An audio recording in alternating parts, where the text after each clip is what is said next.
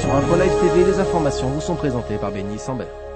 Ouvrons ce journal avec l'Iran. C'est aujourd'hui que le Conseil des gouverneurs de l'Agence internationale pour l'énergie atomique se réunit à Vienne pour décider de la suspension d'une dizaine de programmes d'aide à l'Iran dans le cadre des sanctions du Conseil de sécurité contre la poursuite du programme nucléaire de Téhéran.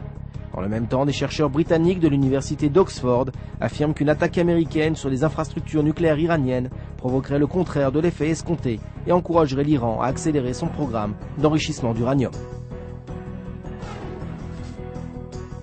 Ismaël Haniyeh et Mahmoud Abbas se sont rencontrés dans la soirée de dimanche pour discuter de la constitution du gouvernement d'union nationale. Les deux hommes ne sont pas parvenus à un accord et se sont quittés sur un échec. Un peu plus tôt dans la journée, le président palestinien avait dénoncé l'attitude européenne qu'il juge, je cite, pro-israélienne.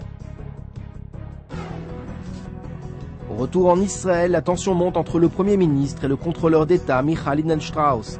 Olmert dénonce l'attitude de ce dernier dans son enquête sur les dysfonctionnements du commandement Nord pendant la guerre du Liban.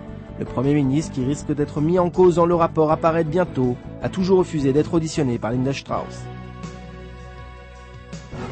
Un mot de politique enfin avec ce sondage qui place Ami Ayalon en tête de la course à la direction du parti travailliste. Il devance de peu l'ancien Premier ministre Ehud Barak. Les électeurs travaillistes ont tourné le dos à l'actuel leader du parti et ministre de la Défense Amir Peretz. Les élections primaires auront lieu le 28 mai prochain.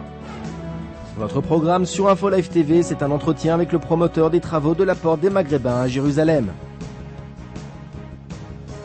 Et puis un sujet original sur le projet des travaux de la mer Morte, un projet pharaonique. Enfin, découvrez les festivités de Pourim entre le safari de Ramat Gan et le carnaval de Cholon. La suite en information sur InfoLive TV. Aujourd'hui, le monde entier parle d'Israël. Mais qui parle d'Israël au monde entier, en temps réel, en 4 langues et en direct de Jérusalem? InfoLive.tv, la première chaîne de télévision internationale israélienne. 24 heures sur 24, 7 jours sur 7, suivez de l'intérieur l'actualité d'Israël et du Moyen-Orient. Des reportages, des interviews, un grand journal et des flash infos en images dès que l'actualité l'exige. InfoLive.tv, votre regard direct et vrai sur l'actualité d'Israël. Retrouvez InfoLive sur internet www.infolive.tv.